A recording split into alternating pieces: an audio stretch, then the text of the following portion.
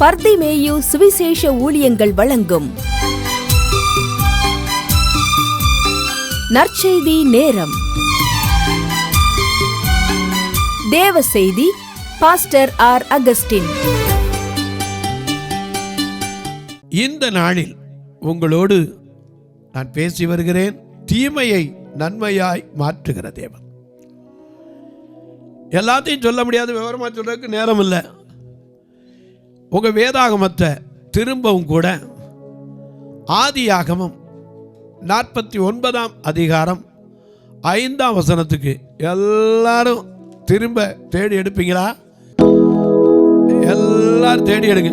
நான் பாடி மகிழ்ந்திடுவே, என் இயேசுவை துதித்திடுவே.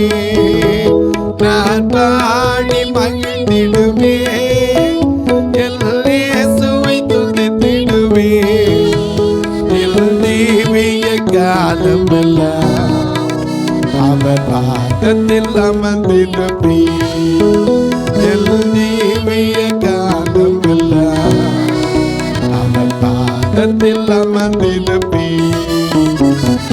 நேசிக்கும் தேவன் இயேசு என்றும் தேவிக்கிறார். அவர் நேற்றும் என்றும் நாளை என்றும் மாறாதவர். நான் நேசிக்கும் தேவன் இயேசு என்றும் தேவிக்கிறார். அவர் நேற்றும் என்றும் நாளை என்றும் மாறாதவர்.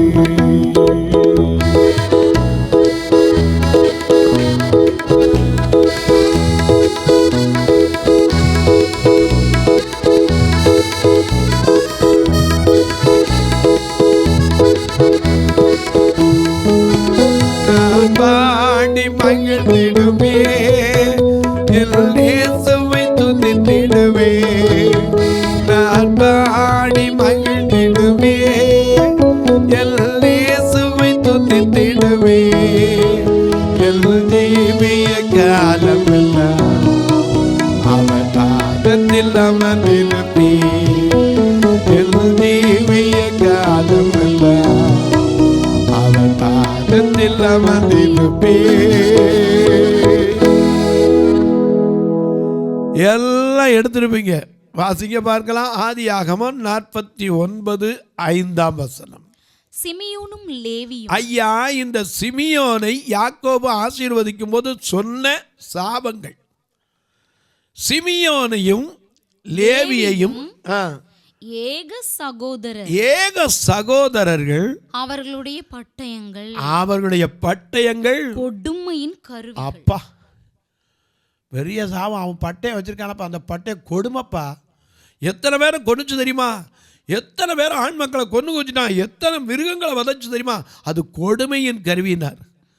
ஆனால் இந்த லேவிக்கு அந்த பட்டயத்தை எப்படி மாற்றி கொடுத்தாரு? அநேகருடைய பாவ நிவர்த்தி செய்வதற்கு பலியிடுகிற கருவியாக மாற்றி கொடுத்தார். ஆண்டவர் தீமையையும் நன்மையாய் மாற்றுகிற தேவன். கொடுமையின் கருவி.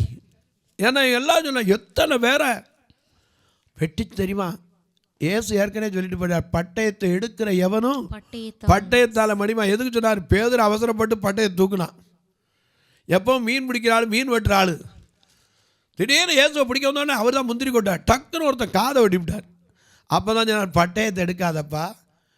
பட்டயம், அது பட்டயம் என்ன செய்யும்? பட்டயத்தை எடுக்கிறவனுக்கே வந்து சேதரும். நல்ல கவனிங்க. கொடுமையின் கருவின்னு சொன்னாரே, அந்த கொடுமையின் கருவி எப்படி மாற்றினாரு?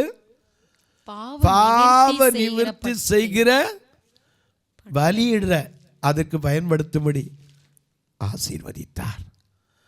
அது மட்டுமல்ல, அடுத்தது வாசிங்க. அவர்களுடைய பட்டயங்கள் கொடுமையின் கருவி. சரி. என் ஆத்துமாவே அவர்களுடைய ரகசிய ஆலோசனைக்கு உடன்படாதே. ஐயா, அவங்க ஆலோசனை ஒருத்தனும் கேட்காதேன்னா இவங்க கூட யாரும் சேராத.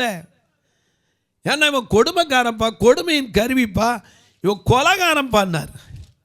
ஆனால் கர்த்தர் எப்படி மாற்றினார் தெரியுமா? எண்ணாகமம் 27:21 பாரு. அவன் ஆசாரியனாகிய எலையாசாருக்கு முன்பாக நிற்க கடவன். ஹலோ, எங்க கொண்டு நிக்க வச்சிருக்காரு? ஆசாரியனா நிற்க கடவன். அவன் நிமித்தம்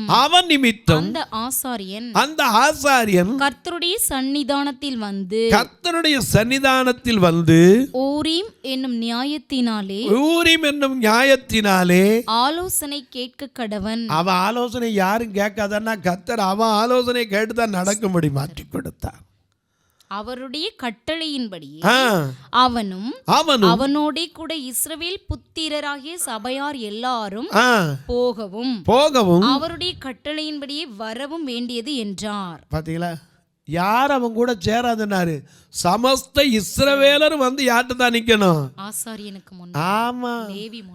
லேவி முன்பாக. அது மட்டுமில்ல, இந்த லேவியின் புத்திரத்தில் தான் உலகத்திலே சாந்த குணமுள்ள மோசே என்ன செய்தான்? பிறந்தான். அநேக நேரம் மற்றவங்க சொல்றதை கேட்டு சோர்ந்து விடாதீங்க. உங்க சொல்றாரு, அவங்களுடைய கருவி கொடுமையின் கருவி. அவங்களுடைய பட்டை என்னது? கொடுமையின் கருவி. அவங்களோட ஒருத்தரும் சேராத, அவன் ஆலோசனை கேட்காத. ஆனா கர்த்தர் அவனை எப்படி கொண்டு வச்சாரு? சவத்த இஸ்ரவேலரும் எங்க தான் வந்து கேட்கணும்? கர்த்தருடைய சன்னிதானத்தில் சேர்ந்ததும் அது தனியா வரக்கூடாது, கோத்திரமா வந்து கேட்கிற அளவுக்கு அவளை மாத்தினார். அது மட்டும் இல்ல, வாசிங்க. என் மேன்மையே அவர்கள் கூட்டத்தில் நீ சேராதே. ஒருத்தனோடு இவர் கூட சேராதுன்னா, ஆனா கர்த்தர் எல்லாரையும் கொண்டு அந்த சேர்க்கிறவங்கள மாத்தினார். அவர்கள் தங்கள் கோபத்தினாலே ஒரு புருஷனை கொன்று. நல்ல கவனிங்க, இவங்க கொலகாரன்டான்னா, ஆனா இவன் யாருன்னு அவனுக்கு விளங்கல. எண்ணாகமம் 16:44 வாசிக்க கேட்போம். எண்ணாகமம் 16:44 வாசிக்கலாம். மிக அழகா நமக்கு எழுதி வச்சிருக்காரு. அப்பொழுது கர்த்தர் மோசேயை நோக்கி, யார் இது? இங்க கோராயின் புத்திரர் காலம் தேவனுக்கு விரோதமா பேசினவங்க, அனுப்பப்பட்டவர்கள் வந்து ஐயோ சுதந்திரிக்க முடியாது சொன்னதுனால அங்கே அழிவு வருது. அங்கே பார்த்தா அத்தனை பேரும் புலம்புற வாதை வந்துருச்சு. கர்த்தர் மோசேயை நோக்கி சொல்றார். 44 திரும்ப வாசிங்க. அப்பொழுது கர்த்தர் மோசேயை நோக்கி, இந்த சபையாரை விட்டு விலகி போங்கள். ஒரு நிமிஷத்தில் அவர்களை அதமாக்குவேன் என்றார். அவர்கள் முகங்குப்புற விழுந்தார்கள். மோசே ஆரோனை நோக்கி, நீ தூப கலசத்தை எடுத்து பலிபீடத்தில் இருக்கிற அக்கினியை அதில் போட்டு அதில் மேல் தூப வர்க்கமிட்டு சீக்கிரமாய் சபையினிடத்தில் போய் அவர்களுக்காக பாவ நிவிர்த்தி செய். கர்த்தருடைய சந்நிதியிலிருந்து கடும் கோபம் புறப்பட்டது, வாதை தொடங்கிற்று என்றார். பலியாக செம்மறி பாவங்கள் எல்லாம் சுமந்து தீர்த்தவனே, பலியான செம்மறி பாவங்கள் எல்லாம் சுமந்து தீர்த்தவனே,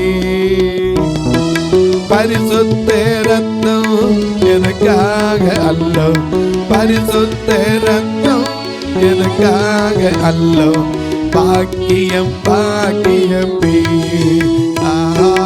பரிசுத்த ரத்தம் எனக்காக அல்லோ, பாக்கியம் பாக்கியமே.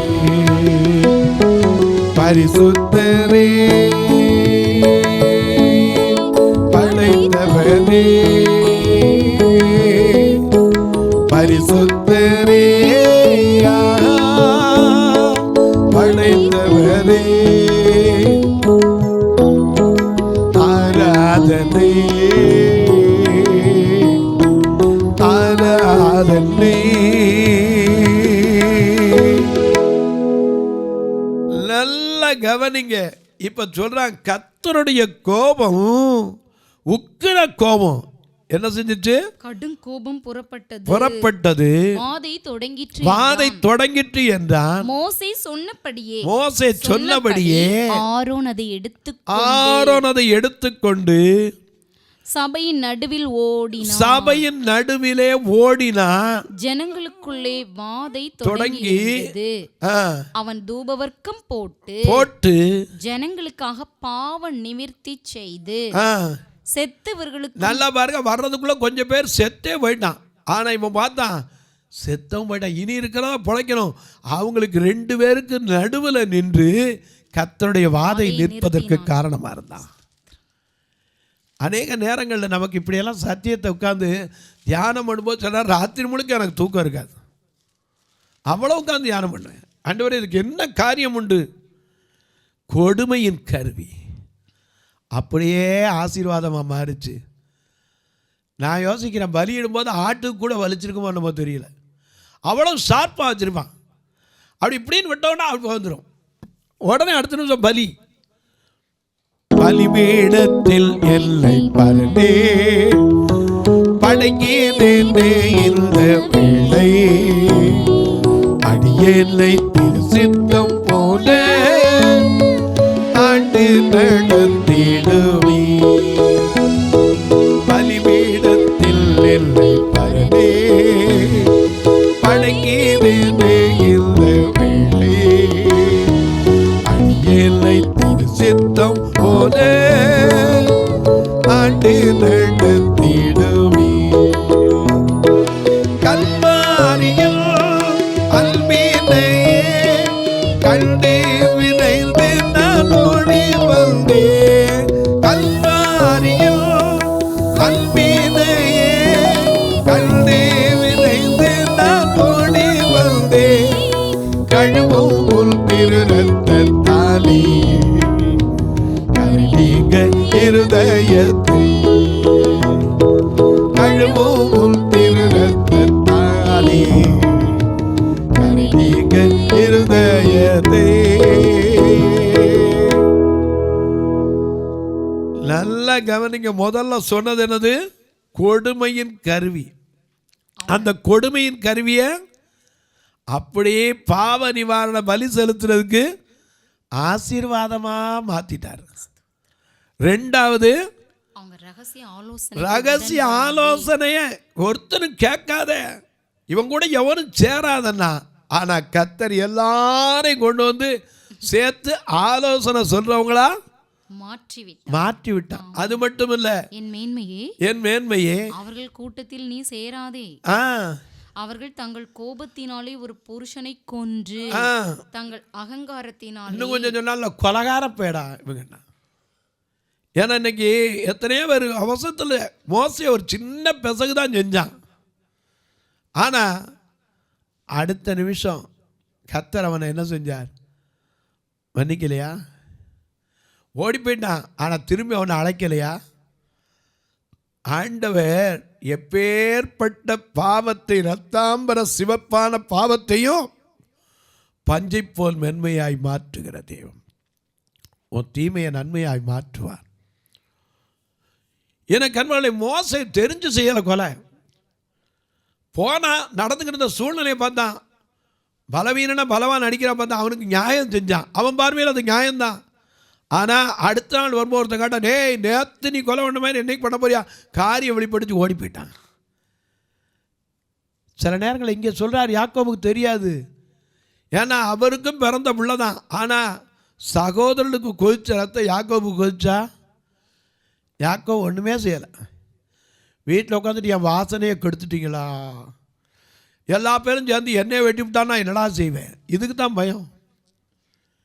எனக்கு அன்பானவர்களே, அவங்கள பார்த்தா சொன்னா கொடுமையின் கருவி.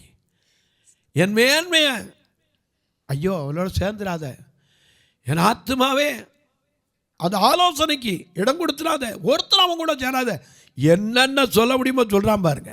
வாசிங்க திரும்ப அந்த 6ஆம் வசனத்தை வாசிங்க. என் ஆத்துமாவே அவர்களுடைய ரகசிய ஆலோசனைக்கு உடன்படாதே. என் மேன்மையே அவர்கள் கூட்டத்தில் அந்த கூட்டத்தில் நீ போய் சேர்ந்துடாத. இப்போ அந்த கூட்டத்தில் வந்து சேர்றதுக்கு ஆசாரியான வரைக்கும் எத்தனை பேர் எவ்வளோ ஓடியாரான். அவர்கள் தங்கள் கோபத்தினாலே ஒரு புருஷனை கொன்று தங்கள் அகங்காரத்தினாலே அரண்களை நிர்மூலமாக்கினார். மிருகங்களை கூட விட்டு வைக்கலடா பாவிகன்னார். உக்கிரமான அவர்களுடைய கோபமும் கொடுமையான அவருடைய மூர்க்கமும் சபிக்கப்பட கடவுது. சாபத்தை சொன்னா அந்த சாபத்தை சுமந்து தீர்க்கிற பரிகாரியாக இவர்களை கர்த்தர் மாற்றினார். எனக்கு அன்பானுடைய இயேசு எப்படி இருந்தா தெரியுமா? சகரியா 6ஆம் அதிகாரம் 13ஆம் வசனத்தை பாருங்க. சகரியாவின் புஸ்தகம் 6ஆம் அதிகாரம் 13வது வசனத்தை. அவரே கர்த்தருடைய ஆலயத்தை கட்டுவார். அவர் மகிமை பொருந்தினவராய் தம்முடைய சிங்காசனத்தின் மேல் வீற்றிருந்து ஆளுகை செய்வார். சிங்காசனத்தின் மேல் ஆசாரியராயும் இருப்பார். அவர் ஒரு பக்கம் ராஜா, இன்னொரு பக்கம் ஆசாரியர். இவ்விரண்டின் நடுவாக சமாதானத்தின் ஆலோசனை விளங்கும்.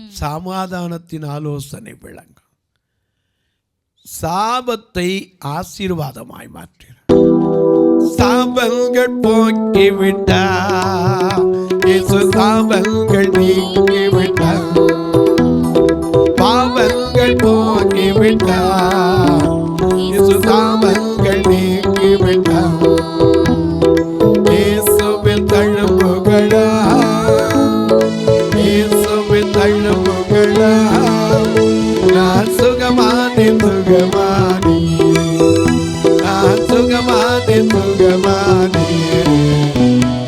கிறிஸ்துவுக்குள் வாழும் நமக்கு எப்போதும் வெற்றி உண்டு.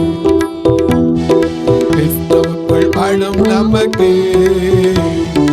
எப்போதும் வெற்றி உண்டு. வெற்றி உண்டு, வெற்றி உண்டு, வெற்றி உண்டு, நமக்கு வெற்றி உண்டு, வெற்றி உண்டு, வெற்றி உண்டு, வெற்றி உண்டு, வெற்றி உண்டு, வெற்றி உண்டு, நமக்கு வெற்றி உண்டு, வெற்றி உண்டு, வெற்றி உண்டு.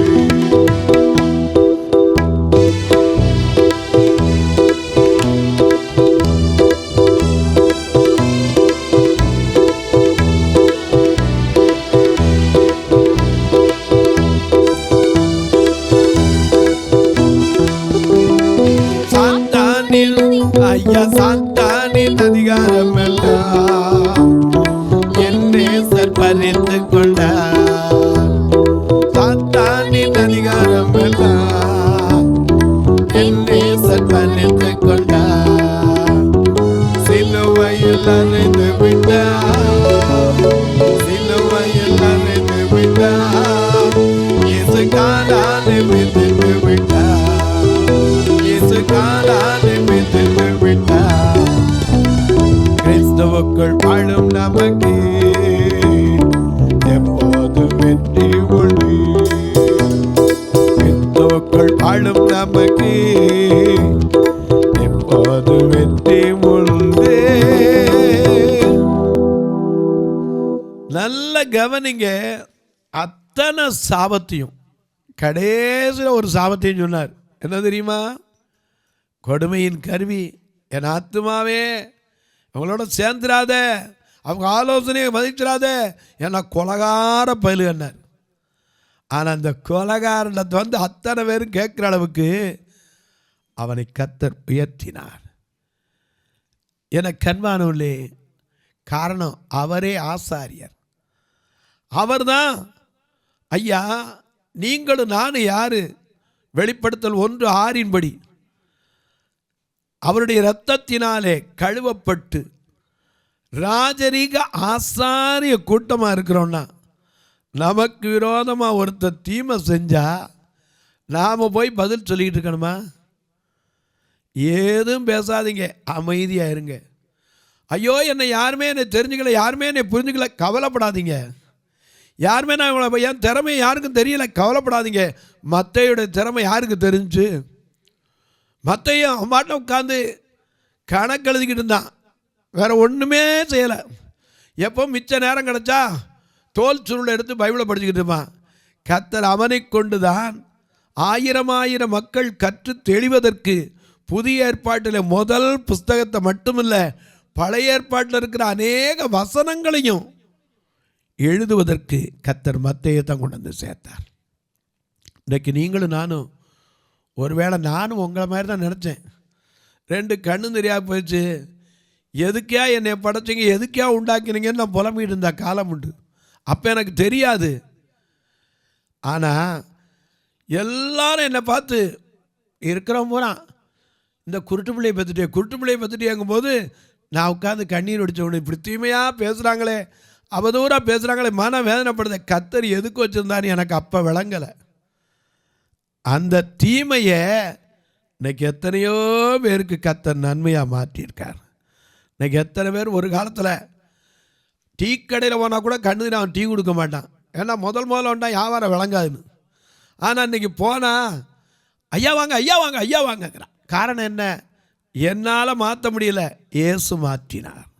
அன்றைக்கி மணியாச்சி ஜங்ஷனில் இருக்கிற ஒருத்தர் ஓடியாராரு, ஐயா ஐயா கொஞ்சம் இல்லை. நான் சொன்னேன், எதுக்கு நீங்கள் டீ குடிக்கத்தானே போகிறீங்க? ஆமாம் ஐயா, நான் தரேன் டீ, அதுக்கு தான் நான் ஓடியாரேன், டீ வாங்கி தரேன். நான் யார்ட்டையும் போய் கேட்கல. கர்த்தர் எங்கே போனாலும் அவர் தேவைகளை அறிகிறவர், நம்முடைய காரியங்களை அறிகிறவர். தொலைக்காட்சியில் பார்க்கிற என் அன்பு மக்களே, ஒருவேளை உங்களை பார்த்து மற்றவங்க என்னெல்லாம் பேசலாம். தகப்பன் பிள்ளைகளை பார்த்து அவங்க கூட சேராத, அவன் கொலகாலப்பைய, அவன் ஆத்மா, ஐயோ அவன் ஆத்மா, என் ஆத்மாவே அவன் தான் ஆலோசனைக்கு உட்படாது என்னார். அவன் கொடுமையின் கருவினார். கர்த்தர் அவனை எப்படி மாற்றினார்? ஜனங்களை காப்பாற்றுகிற, வாதைகளை நிறுத்துகிற, கர்த்தருடைய கோபத்தை தணிக்கிறவர்களாக மாற்றினார். இன்றைக்கு நீங்களும் நானும், ஒருத்தன் ஒரு சொல்லிட்டான்னா, தீமையாக பேசிட்டான்னா ஏன் கவலைப்படுறீங்க? கர்த்தர் ஏற்ற வேளையில் பயன்படுத்துவார். தொலைக்காட்சியில் பார்க்கிறவர்களே, இந்த நிகழ்ச்சி நாள்தோறும் பார்க்குறீங்க, கேட்குறீங்க, பரவசம் அடைகிறீங்க. ஒரு வார்த்தை ஜெபம் பண்ணுறீங்களா? தொடர்ந்து வரணும், ஒவ்வொரு நாளும் வருவதற்கான தேவைகள் சந்திக்கப்படணும்.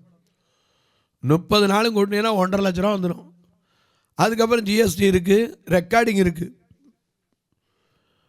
எனக்கு கண்பார்வை அநேகர் நினைக்கிறாங்க, ஒரு தடவை அனுப்புனா போதுமா?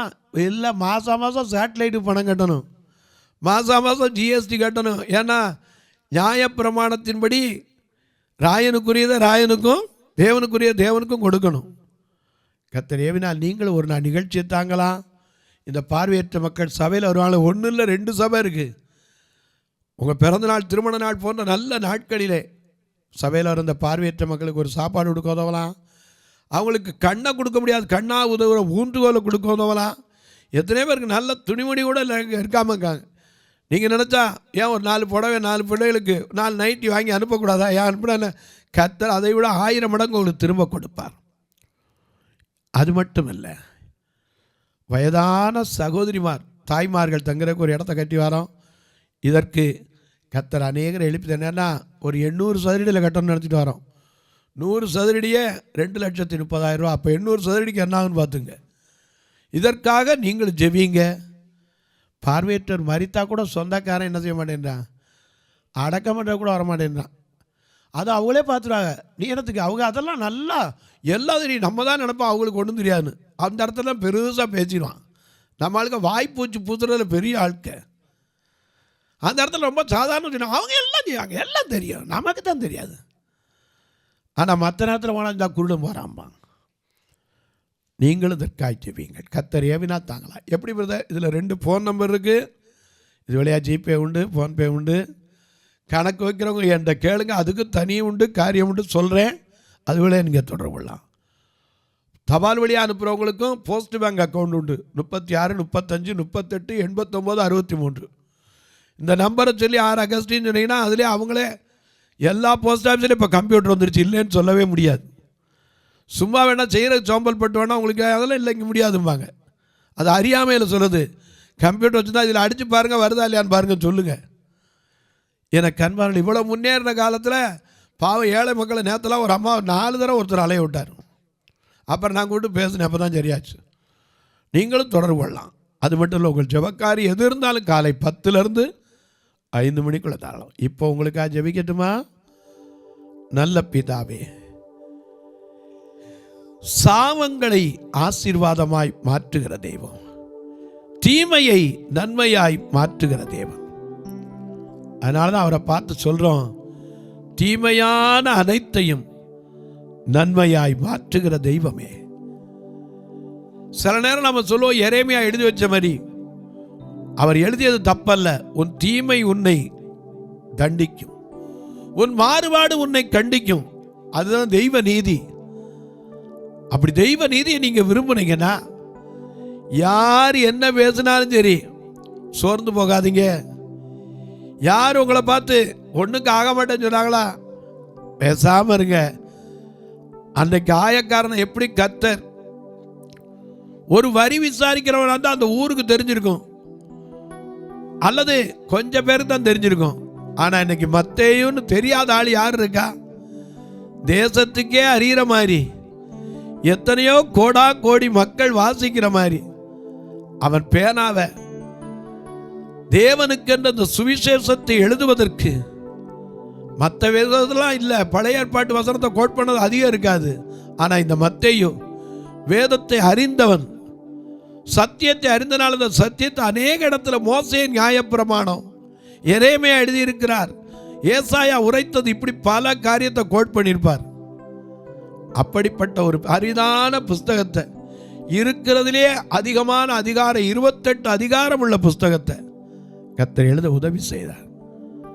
அன்பின் தெய்வமே, ஆறுதலின் நாயகரே, யார் யார் ஐயோ என்னை அவர் இப்படி பேசினார், இவர் இப்படி பேசினார்னு மனம் சோர்ந்து இருக்கிற ஒவ்வொருவருக்காய் ஜெபிக்கிறேன். இன்றைக்கு பிறந்த நாள், திருமண நாளை நினைவு கூறுகிற மக்களுக்காய் ஜெபிக்கிறேன். நாளைக்கு ஆப்ரேஷன் இருக்கு, ஐயோ நான் என்ன செய்ய போறேன் மனம் பதறி இருக்கிறவர்களுக்காய் ஜெபிக்கிறேன். என் மகளுக்கு நாளைக்கோ நாளை கழிச்சோ டெலிவரி இருக்கு, கையில் ஒண்ணுமே இல்லையேன்னு மனவேதனையோடு இருக்கிற தாய்மார்களுக்காய் ஜெபிக்கிறேன். ஐயோ என் பிள்ளைக்கு வயசு ஏறிக்கிட்டே போதே, ஒரு குடும்ப வாழ்க்கை அமையலையே என்று கண்ணீர் வடிக்கிற அன்பு தகப்பன்மாரே, தாய்மாரே, ஏற்ற காரியத்தை கர்த்தர் செய்வதற்கு ஆண்டவரிடத்தில் சொல்லுங்க, எனக்காக யாவையும் செய்து முடிக்க போகிறவரே, நீர் அப்படி செய்கிறதற்காய் நன்றின்னு சொல்லி பாருங்க. சொல்ல சொல்ல சொல்ல சொல்ல கிருபை பெருகிக் கொண்டே இருக்கும். அன்பின் தெய்வமே, ஒவ்வொருவருடைய கண்ணீரை கவலைகளை மாற்றும். வானத்திற்கும் பூமிக்கும் சகல அதிகாரம் கொண்ட இயேசு கிறிஸ்துவின் ஈடு இணையற்ற வல்லமையுள்ள நாமத்தில் ஜெபிக்கிறேன் நல்ல பிதாவே, ஆமென், ஆமென். சபை ஆராதனை ஞாயிறு காலை 10 மணி முதல் 12 மணி வரை. இடம் பர்திமேயு சுவிசேஷ ஆலயம், அன்னை சத்யா நகர், இளமனூர் அஞ்சல், சக்கிமங்கலம் வழி, மதுரை மாவட்டம். பின்கோட் 625201 மற்றும் பர்திமேயு சுவிசேஷ ஜெப வீடு, plot number 107, Eden garden, Muthur, Tirunelveli. Pin code 627011. சிறப்பு உபவாச கூட்டம் ஒவ்வொரு மாதமும் 2வது சனிக்கிழமை காலை 10 மணி முதல் 1 மணி வரை நாகர்கோவில் YMCA ஹாலில் வைத்து நடைபெறுகிறது. மற்றும் ஒவ்வொரு மாதமும் 4வது சனிக்கிழமை காலை 10 மணி முதல் 1 மணி வரை திருநெல்வேலி புதிய பேருந்து நிலையம் அருகில் உள்ள கிரேஸ் ஹாலில் வைத்து நடைபெறுகிறது. எங்கள் எல்லா ஆராதனைகளிலும் கலந்து கொண்டு தேவனை மகிமைப்படுத்த அன்பாய் அழைக்கிறோம்.